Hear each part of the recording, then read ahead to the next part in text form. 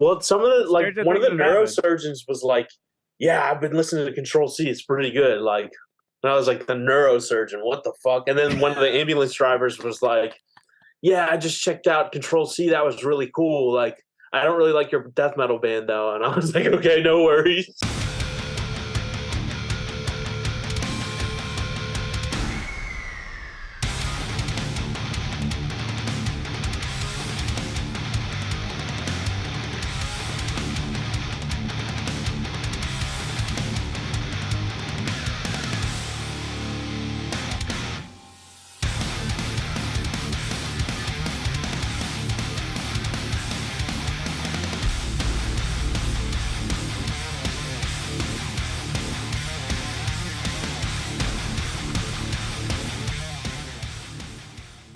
What is up, my friends? Thanks again for tuning in. This is the Scoped Exposure podcast.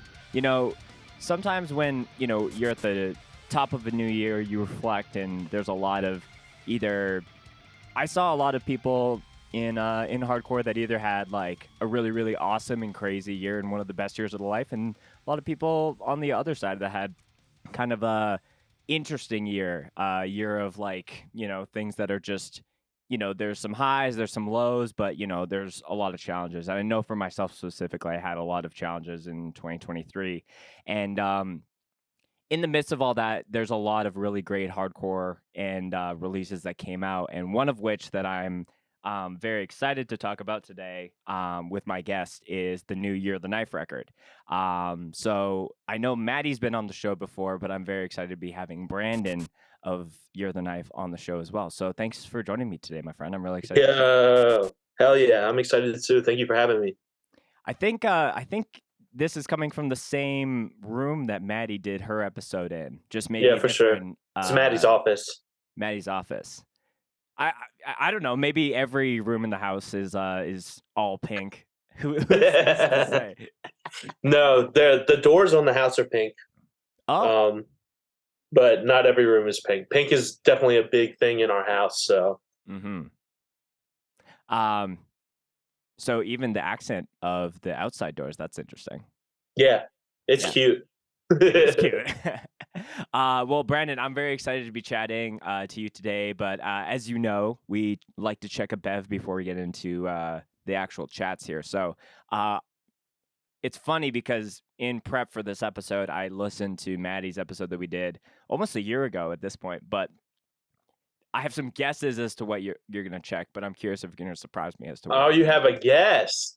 Well, yeah, it depends. I know you have some go-tos for certain things, but I'm curious what you check for a pod. So, all right. Well, today I got 2 cans of Baja Blast. 2 cans. 2 cans, just in case. Just in case. Okay. Well, that wasn't on my list, but I know that Maddie said that for recording specifically, you chug a can of Coke. To get those gutturals. So I was like, well, maybe Brandon's gonna hit some gutturals on the pod. But the Baja Blast, that's a great pick. I thought that was a good one. It's a go-to for me at Taco Bell. So at Taco Bell. But I went to Walmart and they had cans of Baja Blast, and I was like, "Fuck it up, baby, let's go." Taco Bell in the home. That's right. Even better. It's in a can. It's in a can, yeah. You can't beat fountain soda, though, honestly. Yeah, I know some people prefer to drink certain things like out of a glass, or like, if you're James from Harm's Way and you want to have it in a certain kind of styrofoam cup for your soda pops. So yeah, sick freak. Big sick freak. He is. I'm drinking the biggest of the big, just cup of coffee. From a local spot here in Calgary called Neighbor Coffee. Absolutely needed. I was mentioning to Brandon before we were recording how we're in a bit of a cold snap right now. It's like minus 35 degrees Celsius. So it's only hot bevs at this point right now. Respect. I'd still be drinking an iced coffee. I mean, like, there were times when I was in high school where it would be even colder than this, and we'd go across the street to get a Slurpee. So it is what it is. That's wild and crazy. I love it. Yeah. Where I grew up is actually the Slurpee capital of Canada. So, really? Or actually, it might be of the world. I need to Uh, I need to put some respect on the name. Yeah. Okay. So shout out to all my Winnipeg listeners. So, one of Winnipeg's claims to fame is the Slurpee capital of the world, according to Trillis, and that's so of dope. 2023. So keep sucking those Slurpees. Brandon, cheers to you, my friend. Really excited to finally Cheers, do this bro. with you. Is the Watkins house pretty stocked for bevs usually? Always. There's no food, always bevs. Never any food. Mm. We buy food and put it in the refrigerator and it goes bad. We eat out a lot. That's the classic tale.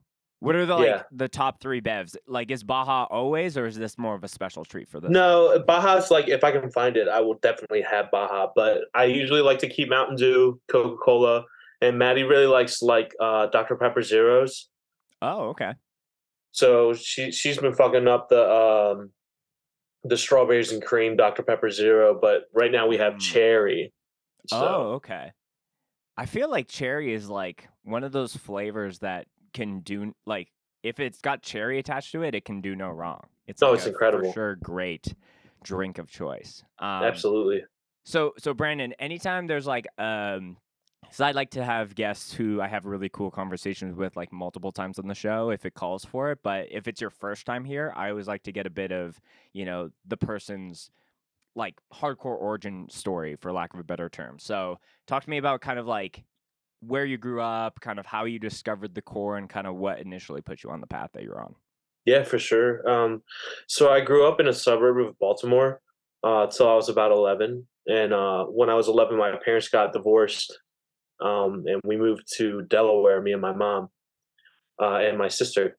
And when I was 11, I was growing up. I've always been into like action movies. Like The Matrix was my favorite movie from the time it came out until forever.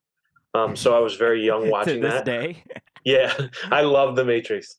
Not to this day, but for a long, long time, it was my favorite movie. Right. So when I was 11, The Punisher came out, the first Punisher movie, not Warzone, and that had a crazy ass soundtrack. And I bought the soundtrack, or my parents bought me the soundtrack. I don't know. I was really into alternative music growing up. I was always big alternative Radiohead, which meant that I was into nu metal, of course. So like Godsmack and Rob Zombie and stuff like that was like my favorite go-to like jams when I was a kid. So anytime there was like a soundtrack or something like that that had lots of those kinds of bands on it, I would check it out. So I got the Punisher soundtrack, and lucky for me, the Punisher soundtrack had a B-side from The Rise of Brutality on it called The Bound to Violence, which is one of the hardest Hatebreed songs that there is, if I'm being honest. And that was my introduction to hardcore music. That's the first screaming music, you know what I mean, that I'd ever listened to. And I listened to that song and I went, man, I want to listen to more screaming music. I didn't know what it was. I didn't know that it was metal or hardcore or what, but that was my intro to heavy music. I mean, obviously nu metal is very heavy.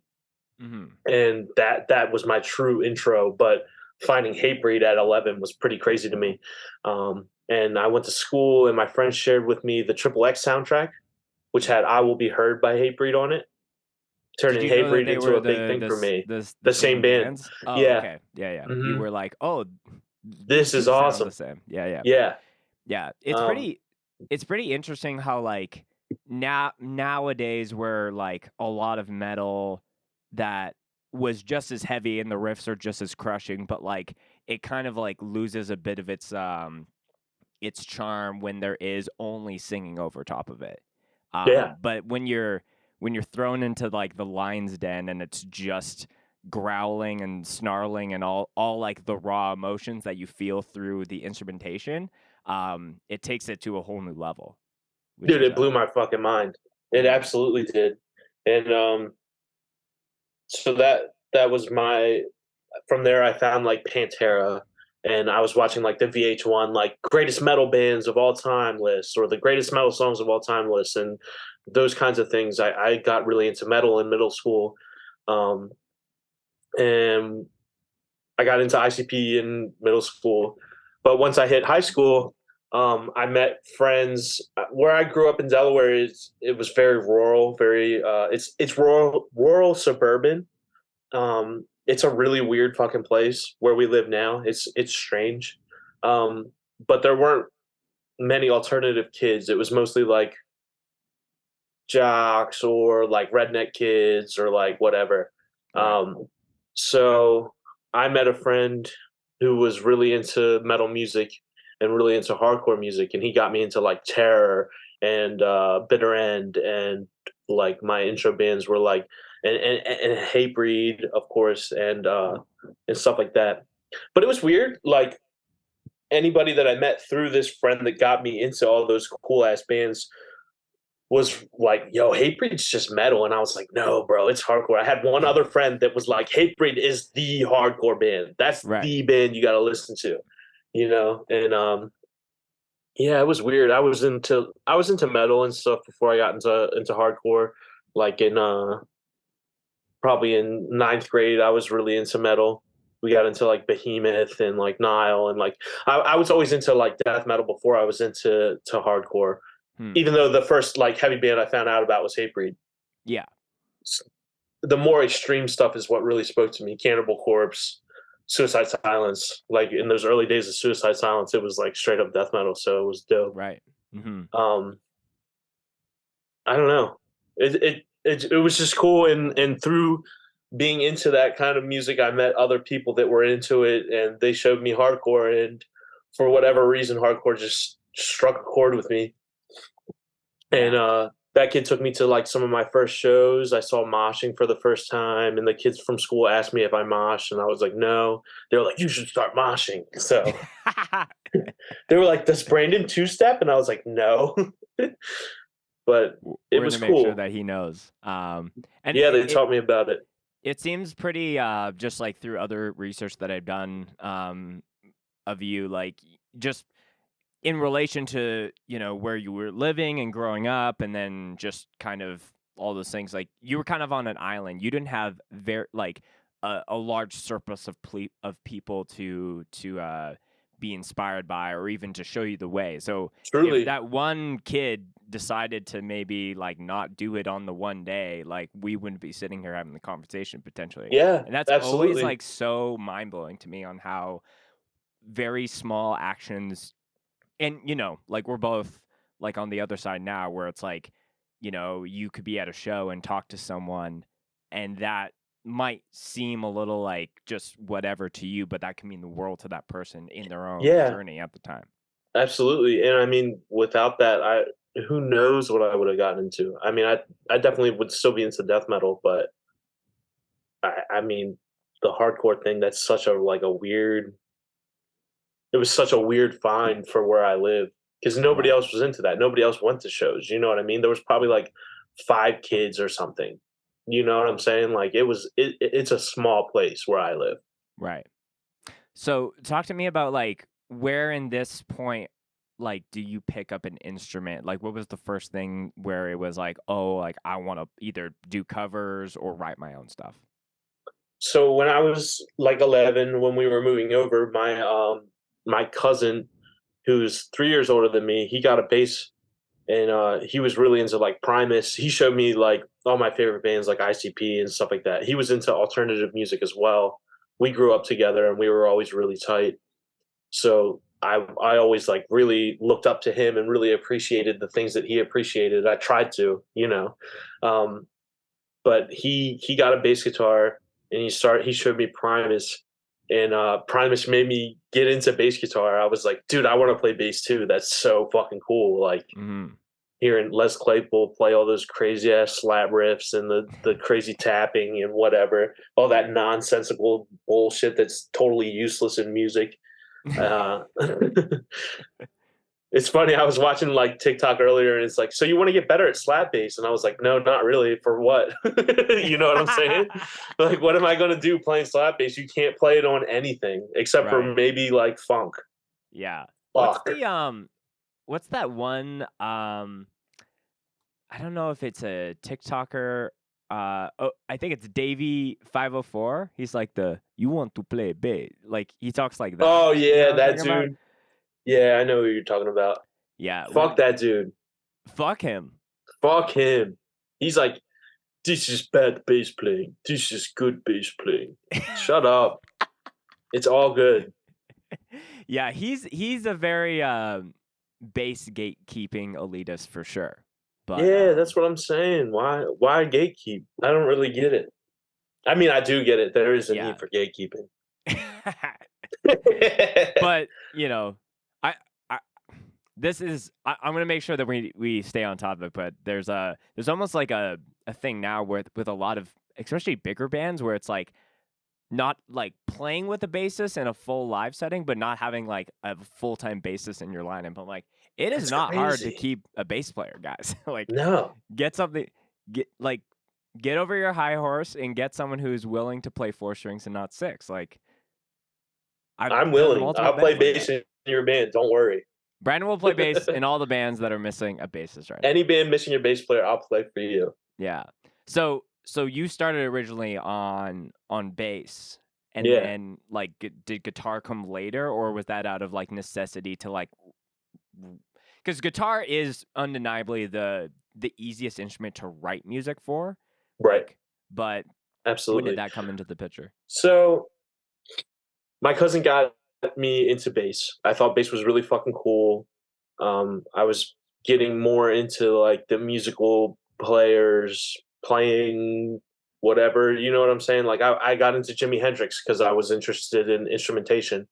And my mom at the time, I was like 12 or 13, she started dating my stepdad, and he's a professional musician. He does covers full time at bars and casinos and places like that. And he was like, "You want to learn how to play guitar?" And I was like, "Yeah." So he started teaching me like little chords and shit like that on guitar. And eventually I worked up the courage to be like, like I really want to play bass. And he was like, "I have a bass that you can have." So he gave me my first bass, was this crazy ass 1980s. It was called a Vantage bass. I've never heard of that company. Vantage. Who knows where that's from? I've never seen one. Oh, it's kind of like a dual cutaway. Like, so it was like it had a natural finish. I don't remember what it looked like. Oh, okay. It was cool. It was cool as fuck. It was heavy as fuck. Yeah, that's a hunk of wood. At least it was the few that I'm seeing here. It was definitely a large hunk of wood, but it was cool, man. And so he gave me my first bass, and the first songs I learned was like "Feel Good Inc." by the Gorillaz, or that made me crazy. That song, you know what I'm saying? Yeah. Like I learned like stupid shit that was easy to play, and he took me to get bass lessons from this guy that was like a slap freak who thought that Black Sabbath and Iron Maiden were the same band, which I was pissed. But so I played bass until I was like 24. Wow, that's bananas. Yeah, I played bass. I had an acoustic guitar at home, and once I hit my early 20s, Maddie bought me a guitar because I was getting sick of playing other people's music. Mm-hmm. You know, it's like Brandon, write a song, and it's like I got a fucking bass.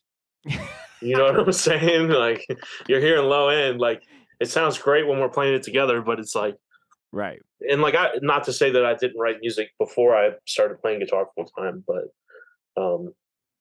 yeah, I just got tired of playing other people's music, and Maddie bought me a guitar.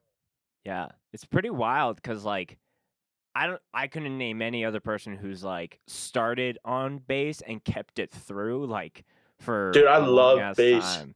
And even with like, you know, the recent like You're the Knife kind of like lineup changes, like sometimes you just assume that like, oh, if someone's moving from guitar to bass, it's just out of like no one else wants to do it and I guess I'll do it. Yeah. But for you it's almost like a return to form in a Oh, sense. it for sure is, and it's I started playing guitar for Year of the Knife.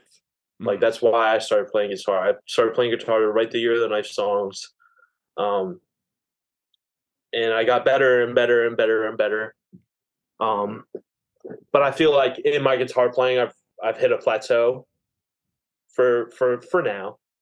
Um, and I'm lacking the confidence. I've got super imposter syndrome about playing guitar now, Hmm. which is crazy.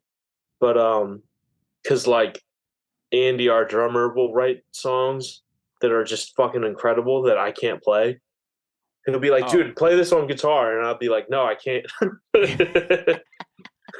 So in a way, the lineup change really worked out for me because playing bass is second nature for me, whereas playing guitar is like a step away from that. You know what I mean? Yeah, that's so. And just correct me if I'm wrong. Like even when you were writing riffs on the guitar, you're probably like you have this background of like of low end in your at the back of your mind, so you're kind of like coming at that because like I'm thinking like when we had Josh from Vamakara and Twisted Cane on, like we were talking about how like I hear how he writes his drums almost like a guitarist does. Like Yeah, there's a lot of movement. Nothing really like stays in the same lane as like if someone just has a drumming background. So for you, like do you feel like when you were writing riffs, like you're kind of coming at it from like a bass mindset at times?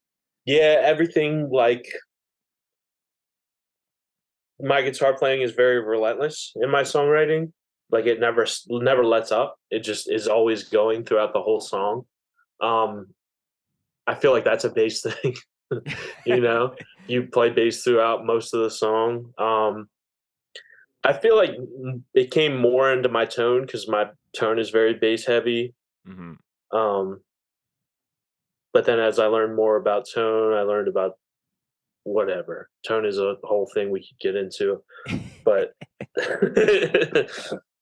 I learned how to make my tone sound the way I wanted it to sound, not just sound good enough to play with other people. You Right. know what I mean?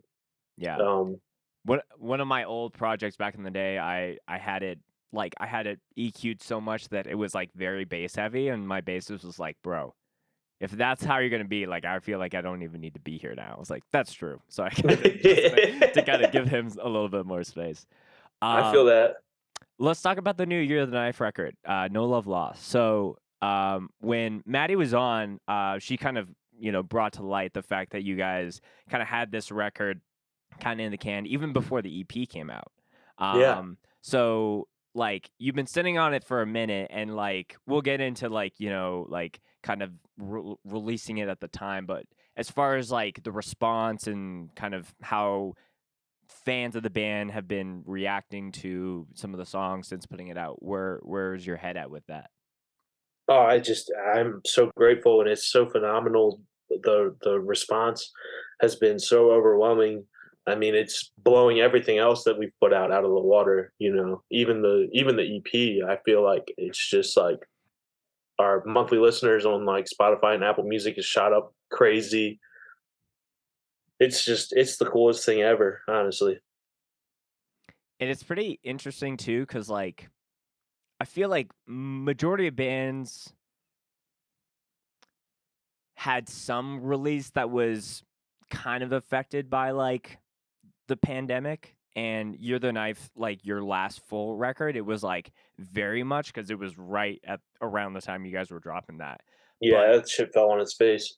yeah, but at the same, like I don't know any other band that in I guess like both instances had a release that came out where they couldn't play shows to support it immediately, and for reasons well outside of your control. So Yeah.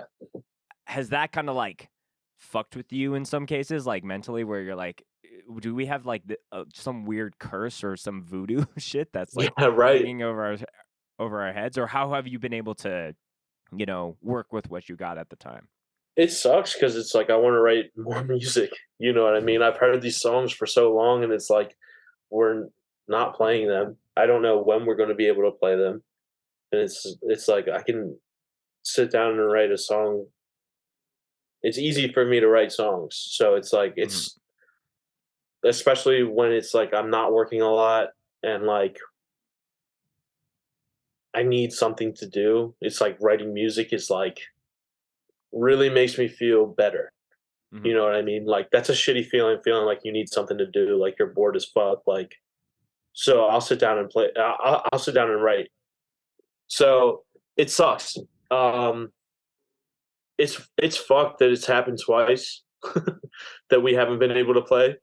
Um, but the record's going over a lot better than our first record did. So I feel good about it. You know? Do you think in an alternative timeline where this first, like, let's say the EP, like, as far as doing a surprise EP, like, didn't exist, do you think the EP was a bit of a necessary, like, release to get people seeing the new direction with, like, a lot more of the death metal influences and some of the heaviness that, you know, was there on, like, past Year of the Knife stuff, but, like, the the the level as to which you guys are doing, like, breakdowns and, like, the full climax moments of a lot of these songs is, like, crazy to me compared to listening to, like, Internal Incarceration. So, like, Yeah. do you feel like the EP was a necessary adjustment to have people hear these songs, or do you think it would have been too jarring without that? You know, I think that it's so hard to say. It's hard to say like what's received better, EPs or LPs or what. Especially in music these days, it's all over the fucking place. Mhm. Um, I feel like it was necessary for us to establish like the change in the band. Um, but for the listeners, I don't know. You know, I don't know that it mattered that much. I know that people really like those songs. I know people really like hearing that fucking gun gun gun and fucking Control C. Um, so as far as that goes, like releasing that song was absolutely necessary. We had to do it. It Mhm. had to be done. The moshers would their lives would forever be changed if we hadn't put it out. There'd have been one less mosh part that was crucial. Right. Um, My life would have never been the same, and I would no, I would fully mosh retire without that song. that song is ridiculous. And Andy wrote that. Andy Mhm. doesn't mosh. Andy doesn't play guitar in our band. He wrote that song. He's incredible. The kid is nuts. That's very, very cool. I,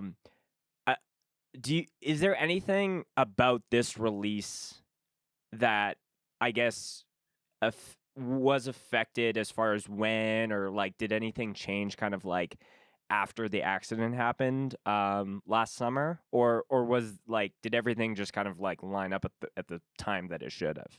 No, it's kind of crazy because it's like the album was supposed to the first single was supposed to come out in July. I can't remember what the date was exactly. Um, but it was supposed to come out in July and start rolling out until it was out in I guess it was October that it was supposed to come out, which is when it came out. Hmm. Um, but there was going to be a lot more build up. We were going to release another single. Um, I can't remember. I can't even remember what song it was. It's like every every single fucking thing that's happened in the accident and since the accident, my brain is just totally like shuffled. There's Right. nothing's worse where I want it to be. Um, but yeah, the record still came out in October, which is when it was supposed to come out, which is cool. But it was just like the big question was, do we still put it out? Do we wait?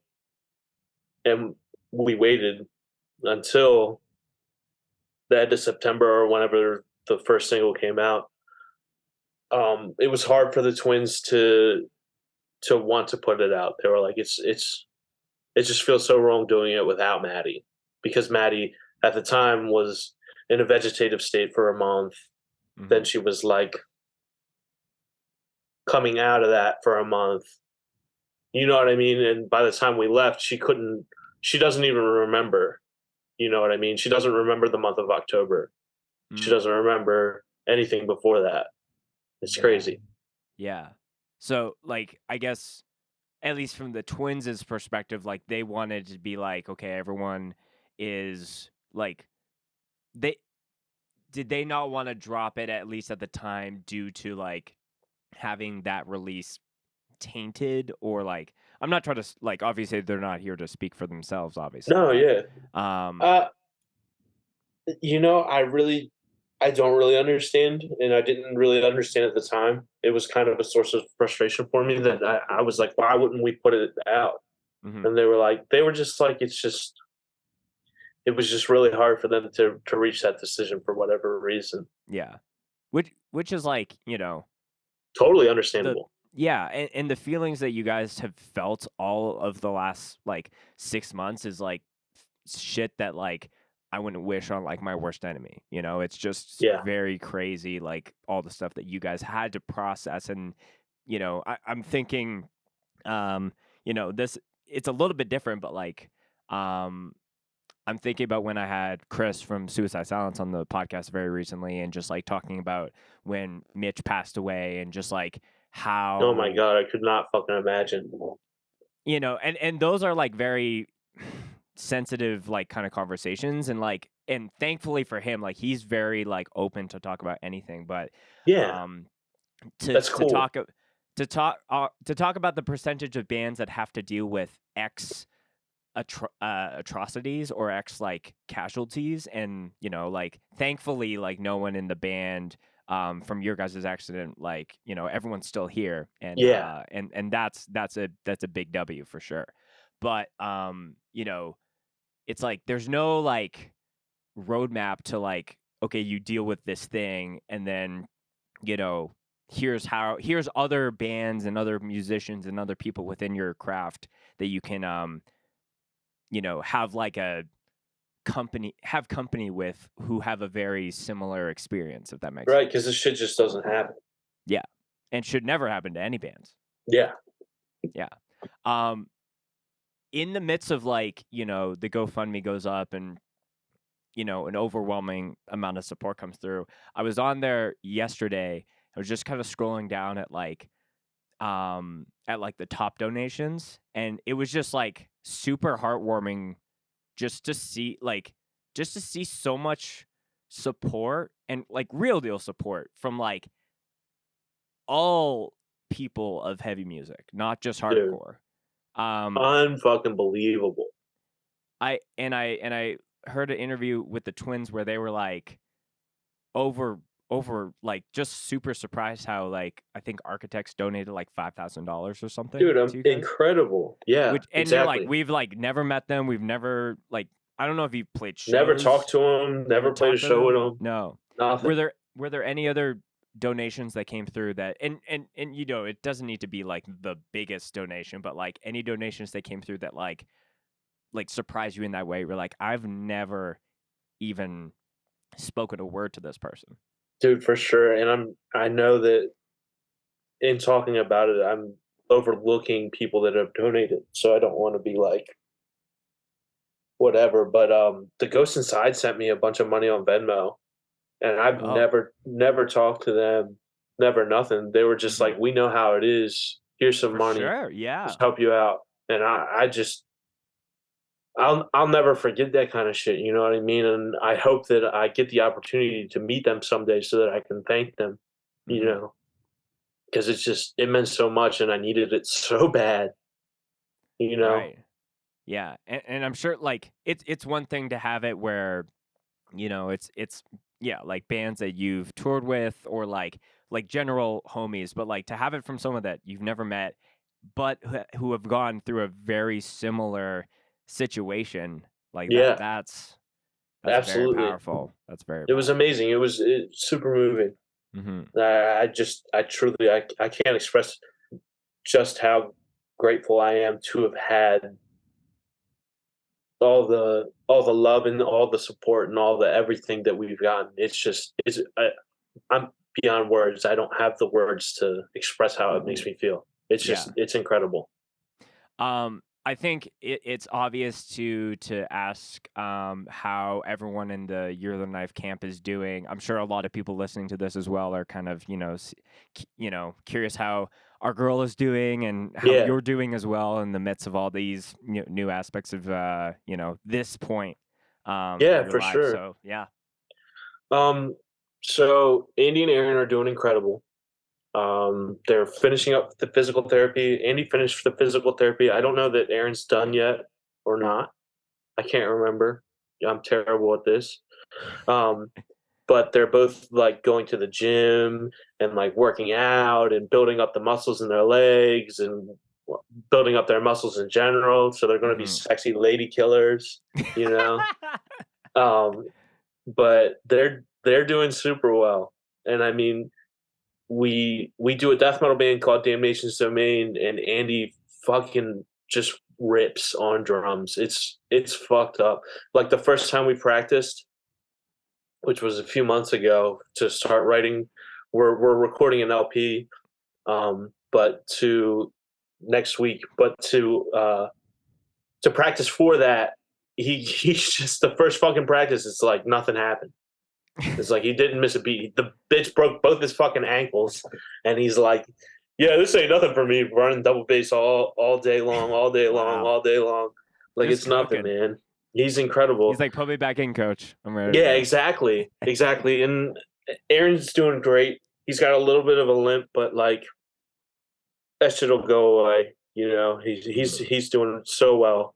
I'm so proud of him. I'm doing great. Um, I had a concussion from the accident. I don't really know the extent of how that's affected me. I don't really think that it has. Um, I'm just trying to keep it together for me and Maddie. Um, Maddie is doing so well. It's scary. Every day is better for her. Every day, her cognition is more where it's supposed to be. Um, she's doing a lot of therapy. She's been doing a lot of therapy since the accident happened.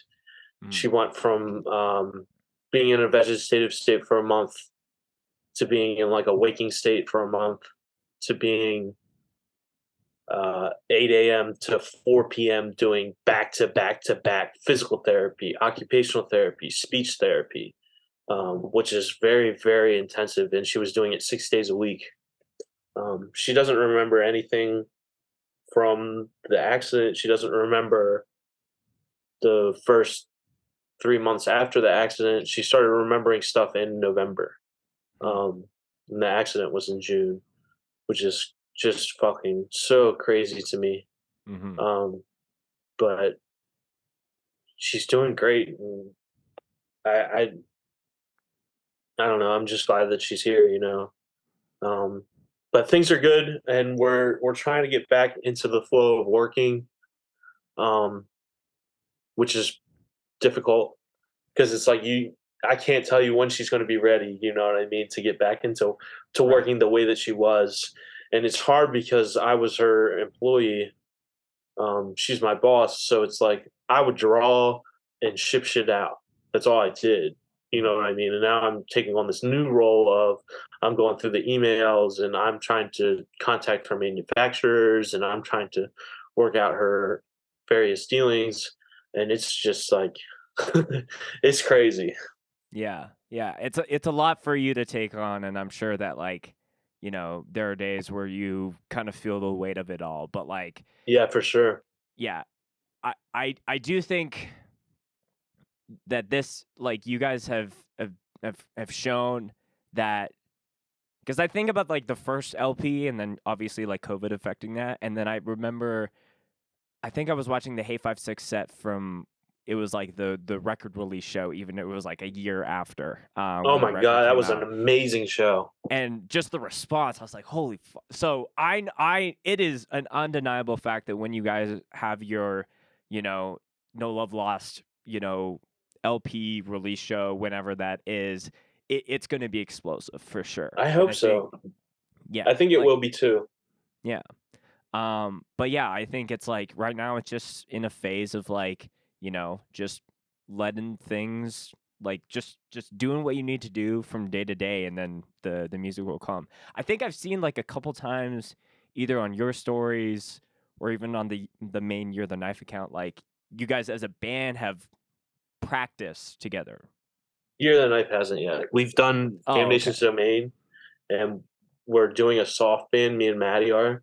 Hmm. Um, but Year of the Knife hasn't practiced yet. I haven't gotten Maddie to scream yet. I've been trying to get her to do backing vocals on these demos I have for Damnation's Domain, Right. and every time she just kind of is like, I'm not feeling it," and I'm like, "Okay, all right, that's cool." Right, right. She's like, but she says, "I feel like when Year of the Knife practices and the music's there and it's all loud, I can do it." And I'm like, "Okay." Right. So we're so wrapped up in the Damnation's Domain LP right now and my soft band right now that we haven't had Year of the Knife practice yet. I think we're kind of scared to have it, Mm. scared of what it'll be like, even though it's going to be great. Yeah. Well, it is nice at least playing this type of music that the adrenaline can kind of like be the driving force in a lot of things. So, Absolutely. yeah. Like without it, it would be like, ugh, maybe not right now. And it's like, well, we got to Yeah. play this big fucking fest, so we kind of have Yeah. to. I'm like, uh, "Yeah, I got it. You're going to record backing vocals on these parts. I need you to try it." And she's like, "Yeah, I'm just not feeling it." And I'm like, "You got to be feeling it in a week from now. So we'll see." um, We'll see how that goes.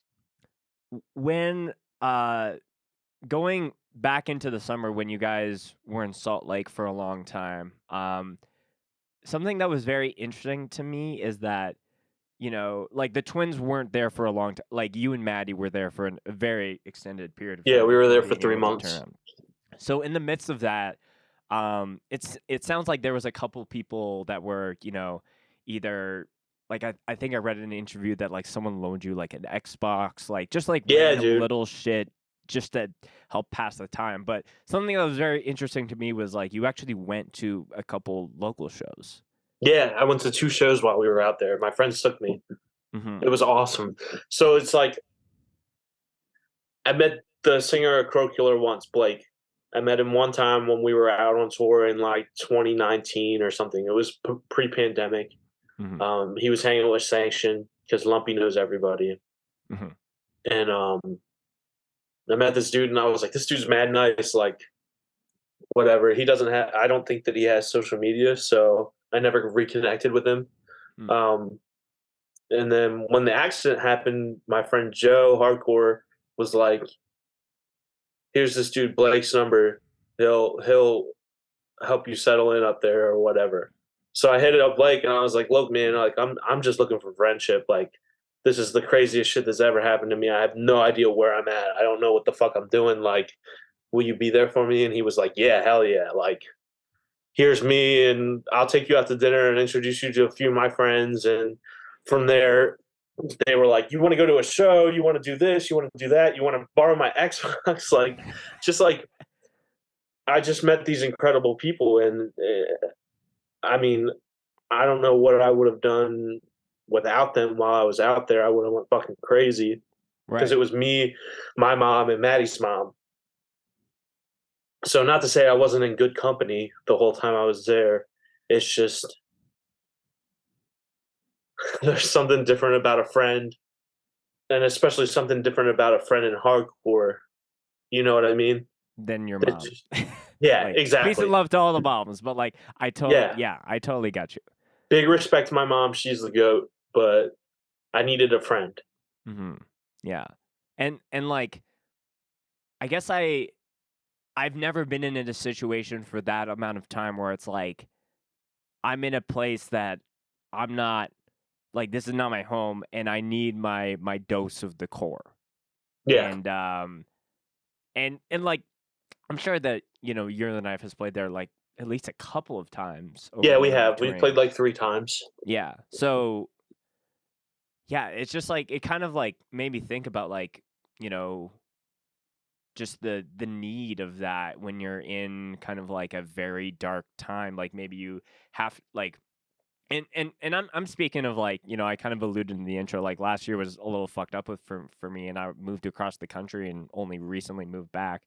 Um and in the midst of that, there was like a few shows that I was going to, and now I'm thinking about, for that amount of time, if I didn't go to shows and I wasn't able to have community with people that see the world the same way and like the same kind of music, like probably go insane for sure. Yeah, it feels crazy, and it's like I'm doing it right now. Like since we've been home, I haven't been to a show. Mhm. Um, so it's interesting to me that like the way that I feel right now, it's like Maddie's like every day she's like, Brandon, when's the next show? When can we go to a show? And I'm Sure. like, I don't know yet. We gotta wait and see. But I'm like, you know what I mean? It's just like it sucks for sure.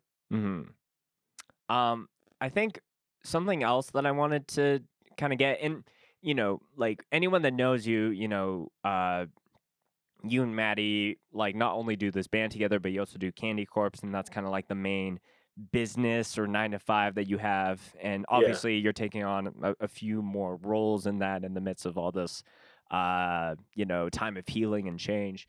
Um, just in the midst of like all the chaos that was happening, um, was it second nature to like post like the updates and everything, or was that like felt like something you had to do in the midst of all that, or did that come like very naturally? It came naturally, but it did feel like something that I had to do, hmm you know, if that makes sense. It felt like a bit of both. Um, I didn't realize how much of an effect those updates would have on people. You know what I mean? Like I wanted to update my family and my friends, and it was like strangers were like, "We need to know what's going on with Maddie right right now," right right and like that was really heartwarming. Um, it's hard, man. It's hard to put that stuff into words. It's hard to in the moment be like, "This is what's going on." You know what I mean? yeah But it was cool, and I was glad to do it, and I was glad to feel the love from it. You know, I yeah would and keep doing it, but there's not like progress is slower now. right and I yeah and I feel like I have full respect for anyone who's like, if they're going through like a certain thing, like obviously you need to notify like the people that are in your inner circle when it comes to like, Yeah, hey, I'm hospitalized or whatever the situation is. But I think like there was times where I was just like, wow, there was just like the I just felt like the approach that you had with it was just so brave, of like posting these very like personal photos of you and your wife and like all these things. And obviously it's like all tied to the band, but like, you know, like I was just, there were times where I would just, anytime that would like show up at the top of my feed, I would just get all like choked up because I'm thinking about like, man, like I couldn't even imagine going through that.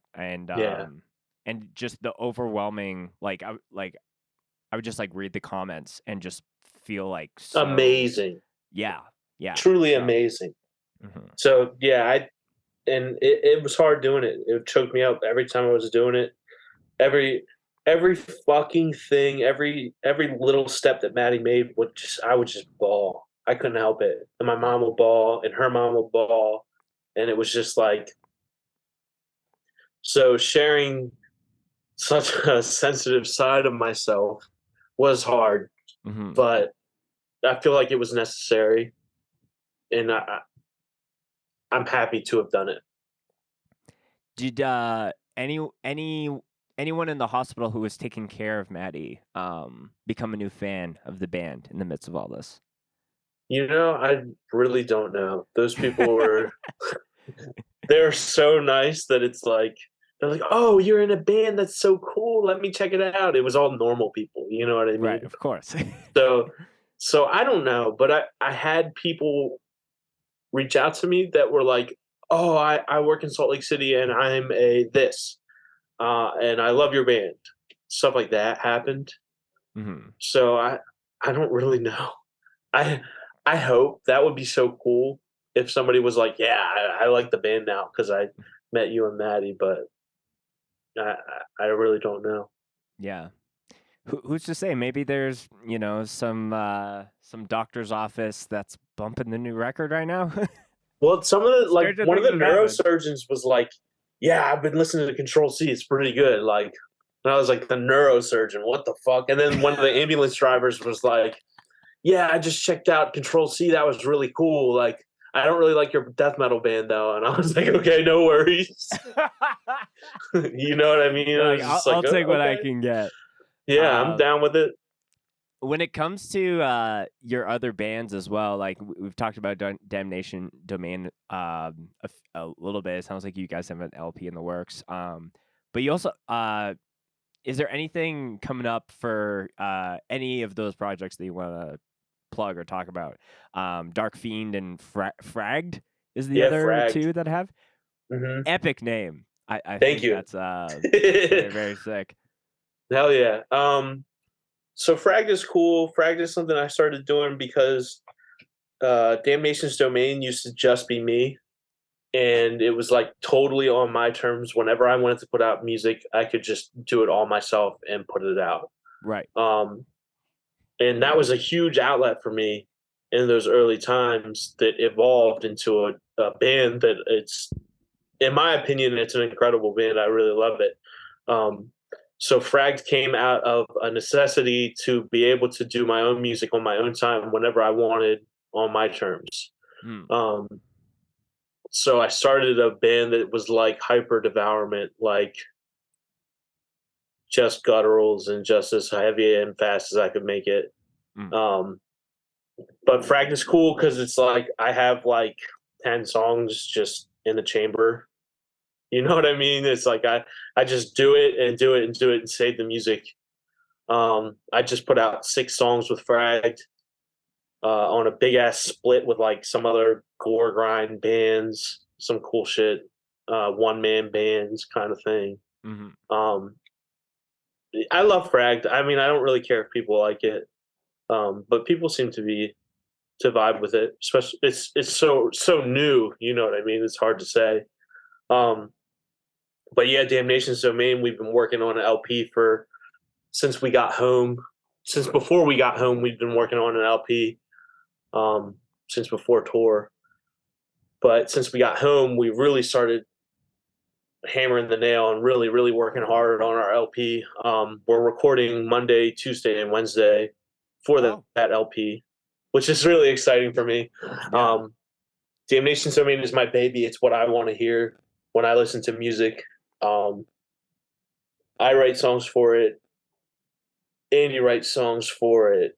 Aaron writes songs for it. Our other two guitar players write songs for it. So it's a huge collaborative effort, and it feels so good to be able to play this music. And it's like it started out as very much like a brutal death metal band. Like I Hmm. did mostly just like gutturals and pig squeals and stuff, and now it's evolved into more of a corpse style band, like where I'm actually screaming and whatever. Um, but yeah, I'm very excited for that. Dark Fiend is kind of on the back burner because it's low key my black metal band. I like it, whatever. Me and Maddie are starting a soft band. Yeah, Uh, tell me about that. I saw the little acoustic little like sneaky iPhone video. I was like, oh, I need to ask Brandon yeah, about, you know. that's exciting for me. I've been trying to start a band where Maddie sings for like years, and I've had plans for it for years, and I've had different bands for it for years. Mm, And I feel like this is finally 2024 is the year it comes to fruition. okay. Um, we, I just wrote a bunch of guitar parts and wrote one acoustic track, and I sent the guitar parts out to some of my friends, and they were like, "I really like this. I want to play in the band." And I was like, "Okay, let's do it. Do you know a drummer?" No. No. Classic. Okay. So I finally found a drummer. I found people who are really into the music and really creatively driven with the music. So uh, I'm really excited to finally. We have our first band practice on the 21st, I think. So I'm really excited for that. But in the meantime, I had Maddie work on that acoustic track, and it's the first thing that she's recorded since the accident, and it's just really special. It's a love song. It's really special to me. It made me cry. Mm. It makes me cry when I think about it. I love it so much. But I have no idea when that's going to come out. I have no idea when all this is going to come out, but I'm excited for it.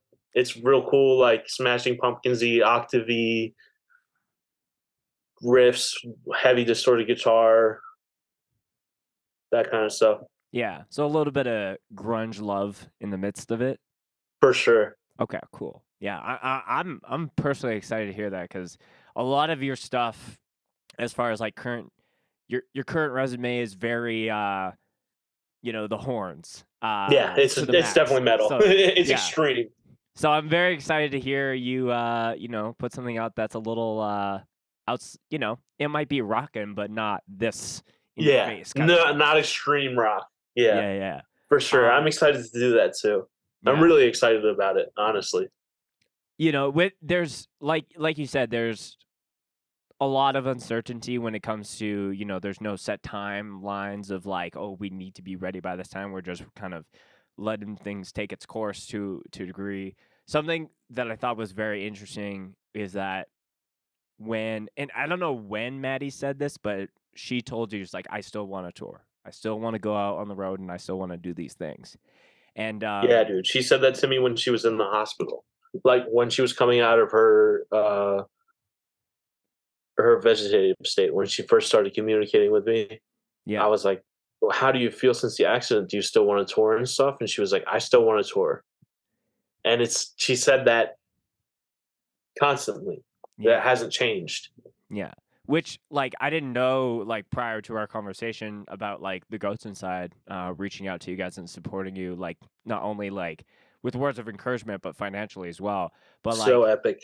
I know that like, I don't know if I've heard this through an interview or just through the grapevine, but through that accident, there's members of that band that don't want to be on the road because of Respect. how traumatic that experience was for them. So, like, Absolutely. and everyone's different. Everyone's got their own levels of whatever, and things, healing takes time, and things can change as well. So, like, that was just something that was so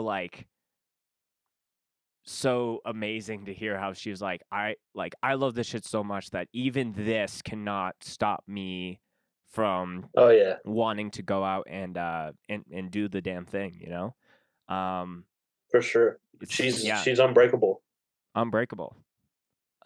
Unlike Ronnie Radke's head tattoo, where I think it says "unbreakable" across his head. Fuck him. Dude. I'd fight him too. I want to be in on that cage match. He's bigger than me, but I'd still whoop his ass. Fuck him. Dude, I was just having a hoot yesterday. I can only imagine, Twitter, as we all were. Yeah. I literally was on the Sanguisugabog Twitter just refreshing and just seeing when things are coming out. But absolutely. I'm curious, like, the top 3 bands that would be in a cage match with the Bog. Since you're here, I'll throw you into the mix. So it'd be You're the Knife, Bog, and you pick a band to. It's got to be Stabbed because Mark Valentino is the one that started all of it. True. I didn't know that Mark played in that band. I saw his I saw his other band way back in the day, Blame God. They played like a one-off in Vancouver, and I was like, "Holy crap, this band crazy!" Shout out to Mark. Let's get off the Ronnie Radke discussions. Yeah, I'm down. Brandon, one of the last things I want to talk to you about, which is kind of a it's not a sleeper fact about you, but it's very hidden in the midst of all this creative stuff that you're a part of, is Like you're an artist musically, but you're an artist like when it comes to drawing and painting and doing all these things. And Yeah.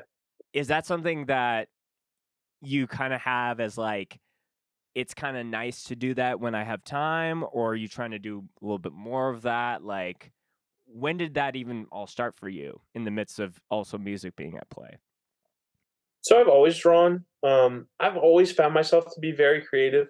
Always been into reading, always been into drawing, always been into video games, been into writing, those kinds of things. Mm-hmm. Um, but yeah, I've drawn my whole life, and for whatever reason, I stopped for a long, long, long time, and then shit, like 2018, I guess, I started drawing a lot more. I drew a shirt for Year of the Knife. Um, I started doing art for bands, and I got really heavy into doing art for bands, like it was like my full time thing. Hmm. And one day I was just like, "Fuck this! I don't want to do it anymore." Which is the worst fucking thing I ever could have done. I've regretted so much. Just like whatever. For whatever reason, I slowed down a lot, and the pandemic happened. I did art for Purgatory. I drew their the cover for their LP. I can't think of what Oh, it's called right now. It's um, painted. It's got a bunch of aliens and skulls and craziness. yeah, that was like the record before they They broke up. Lawless to the Grave. Lawless to the Grave. Yeah, Oh, yeah. you I know, did the okay, art for that. because I remember seeing uh like you posted on your Instagram like a week ago, and I was like, I've seen this artwork before, but I think the Yeah, colors are yeah, just yeah, slightly tweaked.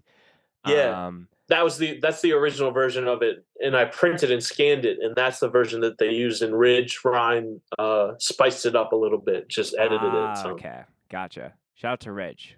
shout out to Ridge for sure, the crazy man. Yeah, but yeah, like it's cool because like at least when it comes to your like your like there's not like a one style that I see from you. It seems like you're kind of like you're able to dabble in like doing kind of more like comic book style, like 2D shit, and then like more like portrait, and then the painting, and it's like it's really cool to see how diverse like you're able to Thank go with you. it. Yeah, I fuck with a lot of different art styles. I like doing anime stuff. I like doing all kinds of different stuff. But I really want to get back into painting. Mhm. It's something I regret slowing down on it because one, I need money, and two, it gave me something to do. It made me feel, you know what I mean, fulfillment and all that shit. Mhm. So yeah, I've been trying to pick back up on it, but since the accident happened, it's taken a back seat. You know, I've Right. been more focused on Maddie and more focused on Candy Corpse and more focused on building our bands back up. Mhm. So Um it's cool. yeah. You know, like I encourage like, you know, if people are liking the vibe of what Brandon does, like, you know, hit him up cuz like Yeah, there's for some sure. I feel like granted I'm thinking about this very critically for a specific reason because I feel like I'm very similar to you in the sense that like I've always had my hands in like 6 to 9 different things. Uh Yeah. and this year specifically I'm getting very intentional about like I have one band, I have like one creative focus as far as like, you know, what I'm doing, which is like this podcast, and then I got Yeah, like fuck yeah.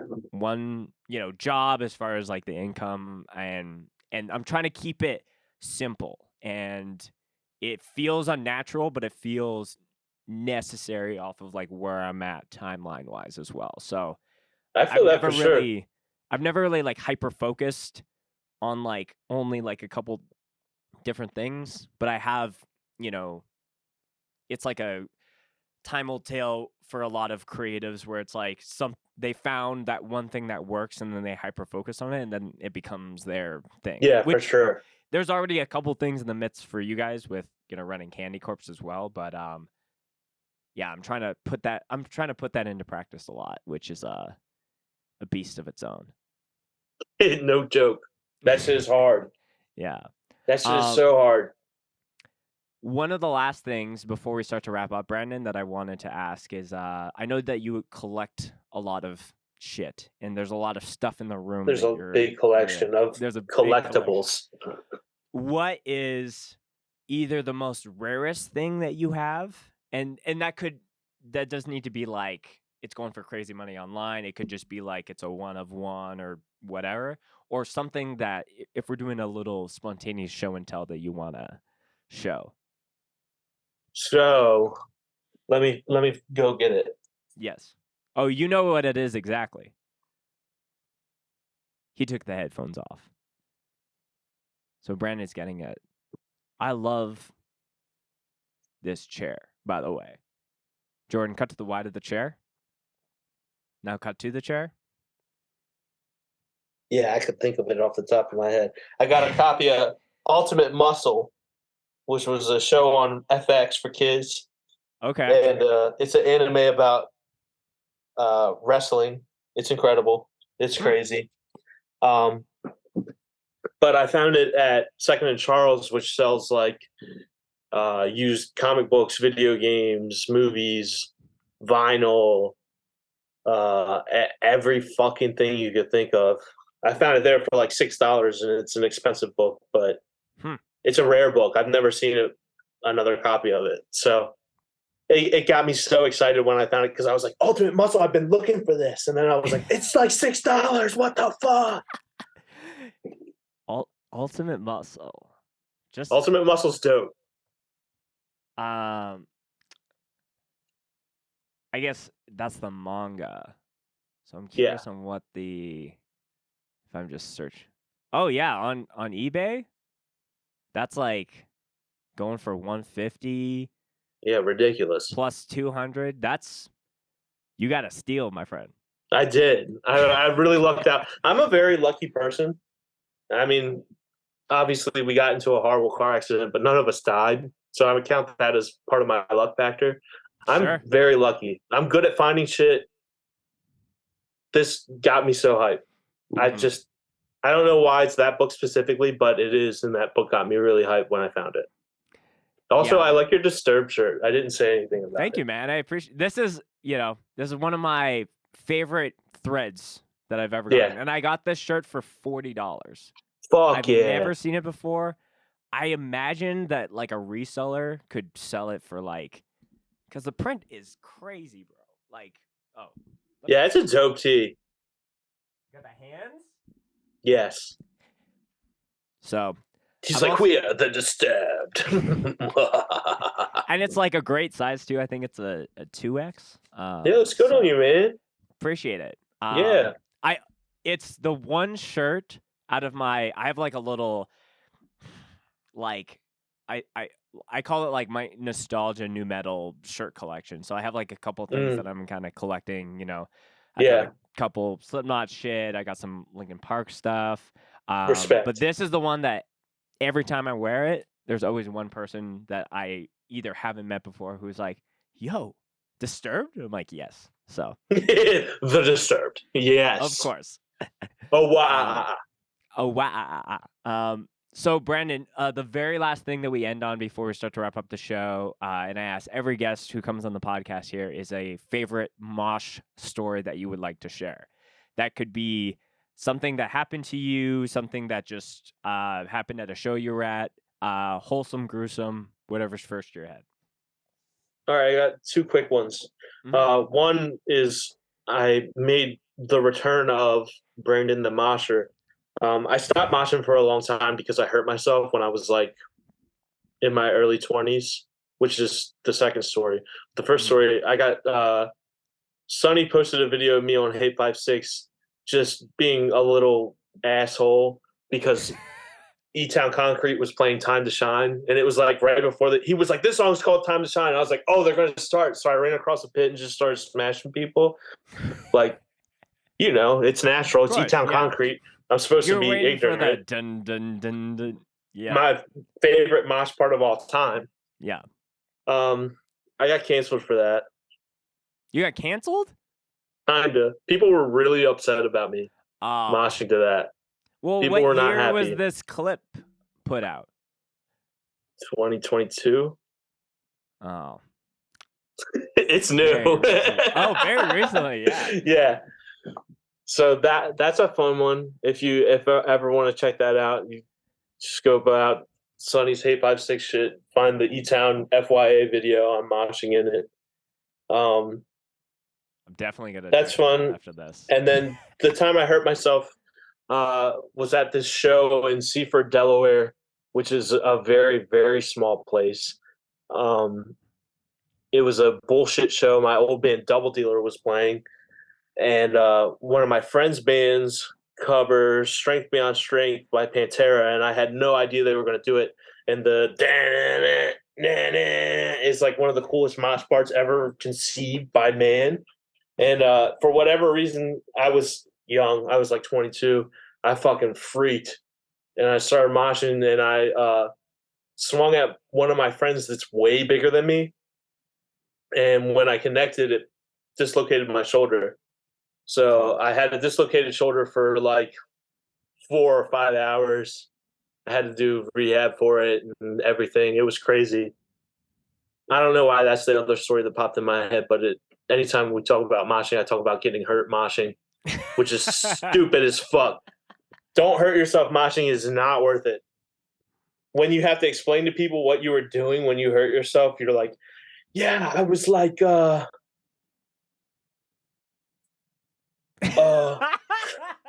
know what I'm saying? You're like, yeah. how do I put this into words? How do I explain this to someone who's not going to think I'm just like an absolute degenerate criminal? Like, exactly. Loser? Yeah. You definitely come off like a loser. And then you get the stories of, oh, I've been in a mosh pit before. This man tried to push me and I pushed him first. And you know what I'm saying? Like, and we kept pushing each other. It's like, that's just a push pit, man. It's a mosh pit. It's fine. Oh, what's going on? Oh, there we go. Audio's back. So Brandon, it's been a pleasure chatting with you, bro. Yeah, absolutely. Love the new record. Highly recommend everyone to go check it out immediately after finishing this episode. All the links to that, as well as your personal stuff, will be in the show notes in the description.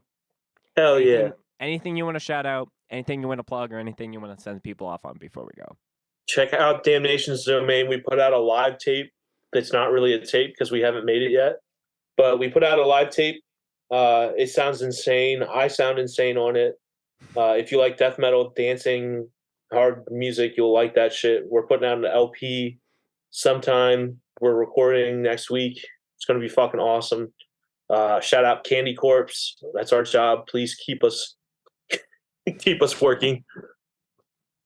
That's about it. And shipping things out and doing the damn thing. Like I Brandon, I know it goes without saying, but like, all of the hardcore scene loves you and we got your back, and we are beyond excited for whenever you guys are at the point of being able to be back on the stage.